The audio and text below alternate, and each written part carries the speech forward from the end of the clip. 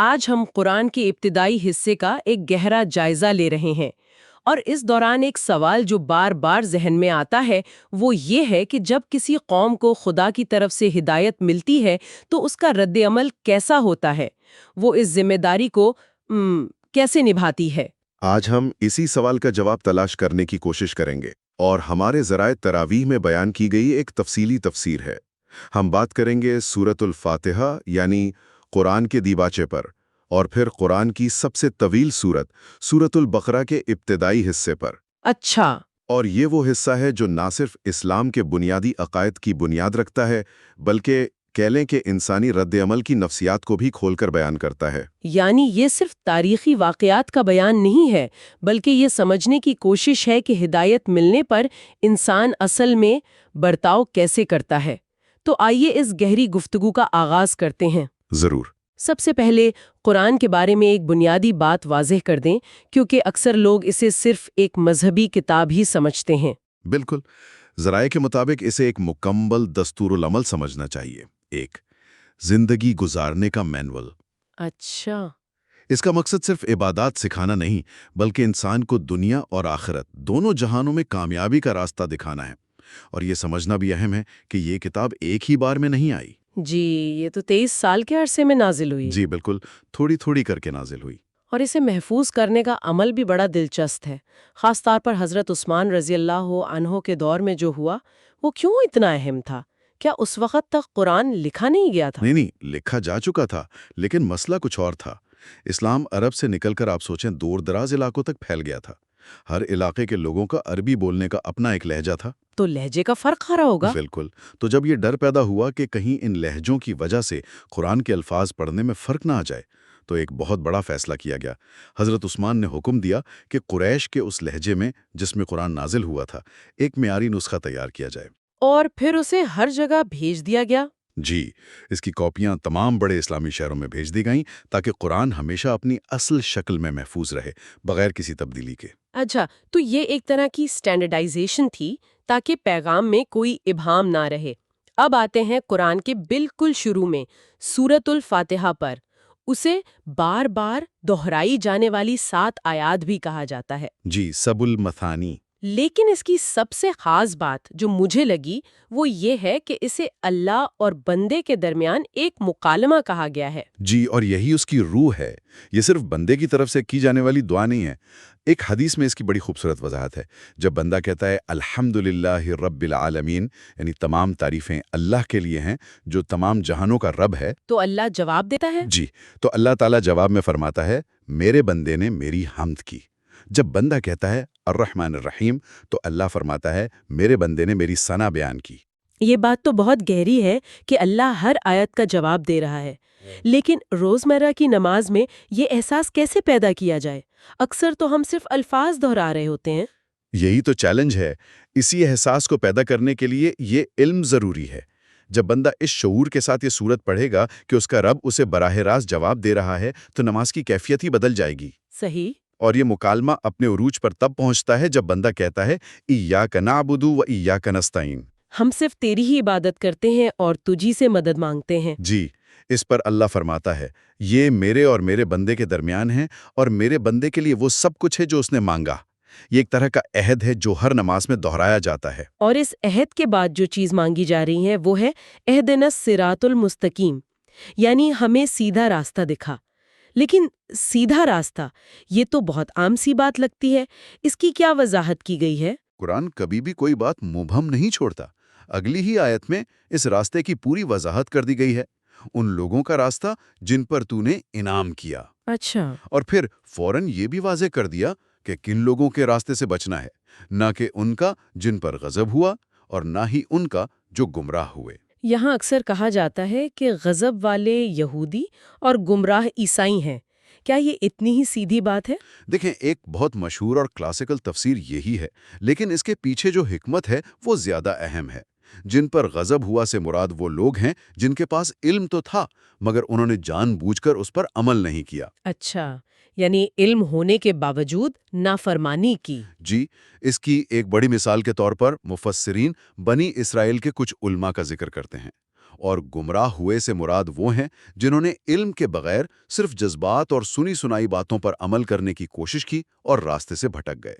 تو اصل میں یہ دو انتہاؤں سے بچنے کی دعا ہے۔ بالکل، علم کے بغیر عمل اور عمل کے بغیر علم۔ تو سورۃ الفاتحہ میں ہم نے اللہ سے سیدھا راستہ مانگا۔ اب ایسا لگتا ہے کہ سورۃ البقرہ اس راستے کا پورا نقشہ ہمارے سامنے رکھ رہی ہے، اور اس کی شروعات ہی انسانوں کو 3 قسموں میں بانٹ کر ہوتی ہے۔ یہ تو شروع سے ہی معاملہ بہت واضح کیا جا رہا ہے۔ بالکل، سورۃ البقرہ شروع ہوتی ہے اور فوراً کہتی ہے کہ یہ کتاب متقین یعنی پرہیزگار لوگوں کے لیے ہدایت ہے، اور پھر ان کی 5 نشانیاں بتاتی ہے۔ کیا ہے وہ نشانیاں؟ وہ غیب پر ایمان لاتے ہیں، نماز قائم کرتے ہیں، اللہ کے دیے ہوئے میں سے خرچ کرتے ہیں، اور اس کتاب یعنی قرآن پر ایمان لاتے ہیں، اور پچھلی تمام آسمانی کتابوں پر بھی ایمان رکھتے ہیں۔ یہ ہے پہلا گروہ۔ اور دوسرا گروہ کافروں کا، جن کے بارے میں کہا گیا کہ ان کے دلوں پر مہر لگ چکی ہے، وہ ایمان نہیں لائیں گے۔ یہ تو بہت حتمی بات لگتی ہے۔ یہ ان لوگوں کے بارے میں ہے جو سچائی کو پہچاننے کے بعد ہٹ درمی کی وجہ سے اس کا انکار کر دیتے ہیں۔ لیکن جس گروہ پر قرآن سب سے زیادہ تفصیل سے بات کرتا ہے وہ تیسرا گروہ ہے۔ منافقین کا۔ جی، منافقین کا۔ اور یہ سب سے خطرناک گروہ ہے۔ یہ زبان سے کہتے ہیں کہ ہم ایمان لائے، لیکن ان کے دل ایمان والے نہیں ہیں۔ قرآن کہتا ہے ان کے دلوں میں بیماری ہے۔ اور ان کی سب سے بڑی پہچان کیا بتائی گئی ہے؟ ان کی سب سے بڑی پہچان ہے خود فریبی۔ جب ان سے کہا جاتا ہے کہ زمین میں فساد نہ پھیلاؤ تو وہ کہتے ہیں ہم تو صرف اصلاح کرنے والے ہیں۔ وہ اپنی تخریبی سرگرمیوں کو بھی اصلاح کا نام دیتے ہیں۔ اچھا۔ وہ سمجھتے ہیں کہ وہ سب سے زیادہ ہوشیار ہیں اور مومنوں کو بے وقوف سمجھتے ہیں، جبکہ حقیقت میں وہ خود بے وقوف ہیں۔ ان کی نفسیات کو سمجھانے کے لیے جو 2 مثالیں دی گئی ہیں وہ واقعی بہت طاقتور ہیں۔ جی، پہلی مثال اس شخص کی ہے جس نے اندھیرے میں آگ جلائی تاکہ روشنی ہو جائے، لیکن جب آگ نے ارد گرد سب کچھ روشن کر دیا تو اللہ نے ان کی روشنی ہی چھین لی اور انہیں ایسے اندھیروں میں چھوڑ دیا جہاں کچھ دکھائی نہیں دیتا۔ یہ منظر تو ذہن میں چھپ جاتا ہے، روشنی کا آنا اور پھر چھن جانا۔ یہ امید کے بعد کی مایوسی کی کتنی زبردست تصویر ہے۔ بالکل، یہ ان کی حالت ہے کہ ایمان کی روشنی ان تک پہنچی، لیکن انہوں نے اس کی قدر نہیں کی تو وہ ان سے چھین لی گئی۔ اور دوسری مثال؟ دوسری مثال آسمان سے برستی تیز بارش کی ہے، جس میں گھٹا ٹوپ اندھیرا، بادلوں کی گرج اور بجلی کی چمک ہے۔ جب بجلی چمکتی ہے تو اس کی روشنی میں چند قدم چل پڑتے ہیں، لیکن جیسے ہی اندھیرا ہوتا ہے وہیں ٹھٹک کر کھڑے ہو جاتے ہیں۔ یہ ان کے شک اور تذبذب کی کیفیت ہے۔ جی، یہ ان کے شک، خوف اور تذبذب کی کیفیت کو ظاہر کرتا ہے کہ وہ کبھی ایمان کے قریب آتے ہیں اور کبھی دور ہو جاتے ہیں۔ ان 3 گروہوں کی وضاحت کے بعد قرآن ہمیں کہانی کے بالکل آغاز میں لے جاتا ہے، حضرت آدم کی تخلیق اور ابلیس کا انکار۔ یہ صرف ایک کہانی نہیں بلکہ یہاں سے انسانی تاریخ کے سب سے بڑے کانفلکٹ کا آغاز ہوتا ہے۔ جی، یہ اطاعت اور تکبر کی کہانی ہے۔ جب اللہ نے فرشتوں کو حکم دیا کہ آدم کو سجدہ کرو تو سب نے کیا سوائے ابلیس کے، اور اس کے انکار کی وجہ کیا تھی؟ تکبر اور حسد۔ اس کی دلیل تھی کہ میں آگ سے بنا ہوں اور یہ مٹی سے۔ بالکل، تو میں اس سے بہتر ہوں۔ اسی تکبر نے اسے ہمیشہ کے لیے اللہ کی رحمت سے دور کر دیا۔ پھر اس نے قسم کھائی کہ وہ انسان کو گمراہ کرے گا، اور اس نے اپنا کام فوراً شروع کر دیا۔ آدم اور حوا کو ورگلایا اور انہیں جنت سے نکلوا دیا۔ اور یہ ہدایت اور گمراہی کی کشمکش آج تک جاری ہے۔ جی، ازل سے جاری ہے۔ اور پھر سورت کا ایک بہت بہت بڑا حصہ بنی اسرائیل کے واقعات کے لیے وقف ہے، تقریباً 11 رکوع۔ قرآن ان پر اتنی تفصیل سے بات کیوں کرتا ہے؟ یہی وہ نقطہ ہے جو ہمارے شروع کے سوال سے جڑتا ہے کہ جب کسی قوم کو ہدایت ملتی ہے تو وہ کیا کرتی ہے۔ بنی اسرائیل اس کی سب سے بڑی مثال ہیں۔ قرآن ان کی کہانی کو ایک آئینے کے طور پر پیش کرتا ہے، اور اس میں جو تضاد ہے وہ حیران کن ہے۔ کیسا تضاد؟ ایک طرف اللہ کے ان پر کیے گئے احسانات کی ناقابل یقین فہرست ہے، جیسے چشموں کا پھوٹ پڑنا، دھوپ سے بچانے کے لیے بادلوں کا سایہ۔ یعنی ہر طرح کی نعمتیں دی گئیں۔ یہ تو وہ معجزات ہیں جو کسی اور قوم نے نہیں دیکھے۔ بالکل۔ اور دوسری طرف ان کا رویہ؟ جی، دوسری طرف ان کی مسلسل نافرمانیاں ہیں۔ حضرت موسیٰ اللہ سے کلام کرنے کوہ طور پر گئے اور پیچھے قوم نے سونے کے بچڑے کی پوجا شروع کر دی۔ اتنی بڑی نعمت کے فوراً بعد؟ جی، انہیں اللہ کا کلام دیا گیا، انہوں نے جان بوجھ کر اس کے الفاظ بدل دیے۔ انہوں نے اللہ کے بھیجے ہوئے نبیوں کو ناحق قتل کیا۔ انہیں ہفتے کے دن مچھلی کے شکار سے منع کیا گیا تو انہوں نے ہیلے بہانے کر کے اس حکم کو توڑا۔ یہ احسانات اور نافرمانیوں کا ایک عجیب و غریب امتزاج ہے۔ اور وہ گائے والا واقعہ مجھے ہمیشہ بہت عجیب لگتا ہے۔ مطلب ایک قتل ہوا ہے اور اس کا حل ایک گائے ذبح کرنا ہے۔ اس حکم کے پیچھے کیا منطق تھی اور انہوں نے اسے اتنا پیچیدہ کیوں بنا دیا؟ یہ واقعہ ان کے رویے کی بہترین مثال ہے۔ انہیں ایک سیدھا حکم دیا گیا تھا کہ ایک گائے ذبح کرو اور اس کا گوشت مقتول کی لاش سے لگاؤ، وہ زندہ ہو کر اپنے قاتل کا نام بتا دے گا۔ لیکن انہوں نے حکم ماننے کے بجائے غیر ضروری سوالات کی بھرمار کر دی۔ گائے کیسی ہو، اس کا رنگ کیسا ہو، جی، اس کی عمر کیا ہو؟ وہ دراصل حکم سے بھاگنا چاہتے تھے۔ یہ ان کی ذہنی حالت کو ظاہر کرتا ہے کہ وہ اللہ کے احکامات کو بھی اپنی منطق اور ہیلے بہانوں سے ٹالنے کی کوشش کرتے تھے۔ اور ان کا یہ بھی خیال تھا کہ وہ اللہ کے چہیتے ہیں، اس لیے انہیں سزا نہیں ملے گی۔ جی، ان کا عقیدہ تھا کہ اگر وہ جہنم میں گئے بھی تو صرف چند گنتی کے دنوں کے لیے جائیں گے، جس کی قرآن نے سختی سے تردید کی اور کہا کہ یہ تمہاری جھوٹی آرزویں ہیں۔ بنی اسرائیل کی اس طویل تاریخ کے بعد گفتگو کا رخ حضرت ابراہیم علیہ السلام کی طرف مڑتا ہے، جو ایک طرح سے ان سب کے روحانی باپ ہیں۔ بالکل، اور یہ ایک بہت اہم موڑ ہے۔ حضرت ابراہیم علیہ السلام کو ایک آئیڈیل کے طور پر پیش کیا جا رہا ہے۔ اللہ فرماتا ہے کہ ہم نے انہیں کئی آزمائشوں سے گزارا اور وہ ہر ایک میں پورے اترے۔ اور انعام میں انہیں تمام انسانوں کا امام یعنی لیڈر بنا دیا۔ جی، وہ بنی اسرائیل کے رویے کے بالکل برعکس مکمل اطاعت اور فرما برداری کا نمونہ تھے۔ اور انہوں نے خانہ کعبہ کی تعمیر بھی کی اور اس وقت ایک خاص دعا مانگی۔ جی، انہوں نے اپنے بیٹے حضرت اسماعیل علیہ السلام کے ساتھ مل کر کعبہ کی بنیادیں اٹھائیں اور دعا کی، اے ہمارے رب، ہماری نسل سے ایک ایسی امت اٹھا جو تیری فرما بردار ہو، اور ان میں ایک ایسا رسول بھیج جو انہیں تیری آیات سکھائے، انہیں کتاب اور حکمت کی تعلیم دے اور ان کا تزکیہ کرے۔ اور یہ دعا صدیوں بعد حضرت محمد صلی اللہ علیہ وسلم کی صورت میں قبول ہوئی۔ بالکل۔ اسی حصے میں ایک بہت خوبصورت تصور آتا ہے، صبغت اللہ یعنی اللہ کا رنگ۔ یہ کیا چیز ہے؟ اس کا پس منظر یہ ہے کہ اس دور میں عیسائی اپنے بچوں کو ایک خاص رنگین پانی میں ڈبکی دیتے تھے جسے بپتسمہ کہتے تھے، جو ان کے عیسائی ہونے کی علامت تھی۔ اچھا۔ قرآن نے اس انسانی رسم کے مقابلے میں ایک آفاقی تصور پیش کیا۔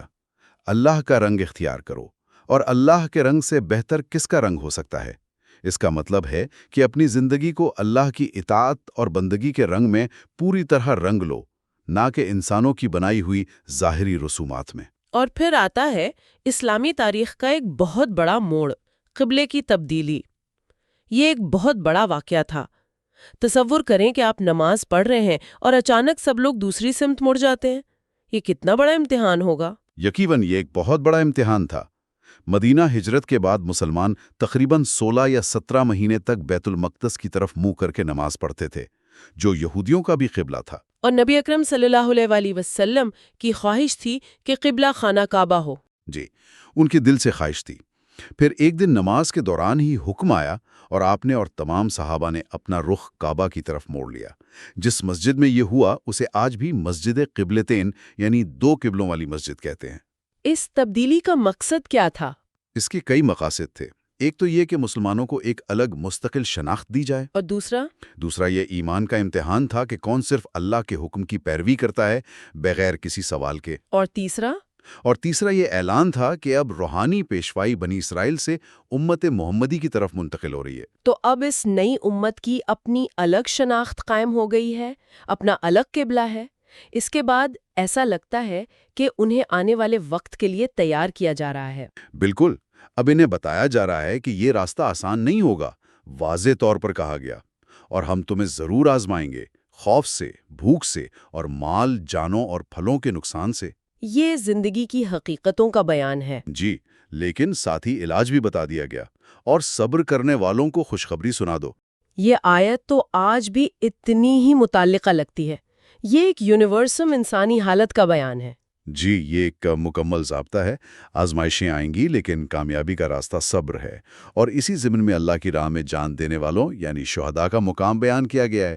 فرمایا گیا انہیں مردہ مت کہو، بلکہ وہ اپنے رب کے پاس زندہ ہیں، لیکن تمہیں اس کا شعور نہیں۔ یہ قربانی کے جذبے کو ابھارنے اور موت کے خوف کو دل سے نکالنے کے لیے ہے۔ بالکل۔ اور اس حصے کے آخر میں کچھ عملی احکامات بھی دیے گئے ہیں، جیسے صفا اور مروہ کی سعی اور حلال و حرام کھانے کے قوانین۔ جی، یہ اس بات کی علامت ہے کہ دین صرف عقائد اور روحانیت کا نام نہیں، بلکہ روزمرہ کی زندگی کے لیے بھی عملی ہدایت دیتا ہے۔ حج کے رکن سے لے کر کھانے پینے کے اصولوں تک ہر چیز کا احاطہ کیا گیا ہے۔ تو اگر ہم اس سب کو سمیٹیں، قرآن کا یہ پہلا حصہ ایک مکمل بنیاد فراہم کرتا ہے۔ سورۃ الفاتحہ اللہ سے تعلق کی نوعیت بتاتی ہے، پھر سورۃ البقرہ انسانیت کو 3 گروہوں میں تقسیم کرتی ہے، بنی اسرائیل کی طویل تاریخ سے عبرت کا سامان مہیا کرتی ہے، اور پھر قبلے کی تبدیلی کے ذریعے مسلم امت کی ایک منفرد شناخت قائم کر کے اسے آنے والی آزمائشوں کے لیے تیار کرتی ہے۔ بالکل۔ اور یہ ہمیں واپس ہمارے ابتدائی سوال پر لاتا ہے۔ بنی اسرائیل کی کہانی صرف ایک تاریخی واقعہ نہیں، بلکہ یہ انسانی رویے اور اجتماعی نفسیات کا ایک کیس اسٹڈی ہے۔ اس سے یہ غور طلب بات سامنے آتی ہے کہ جب کسی قوم کو اللہ کی طرف سے کتاب، علم اور واضح رہنمائی جیسی نعمتیں ملتی ہیں تو اس کے ساتھ آنے والی ذمہ داری کتنی بڑی ہوتی ہے۔ صحیح۔ علم اور ہدایت ملنے کے بعد اطاعت، شکر گزاری اور سر تسلیم خم کرنے کا رویہ کتنا اہم اور فیصلہ کن ہو جاتا ہے۔ یہ سوال صرف بنی اسرائیل کے لیے نہیں تھا، یہ ہر اس امت کے لیے ہے جسے اللہ اپنی ہدایت سے نوازتا ہے۔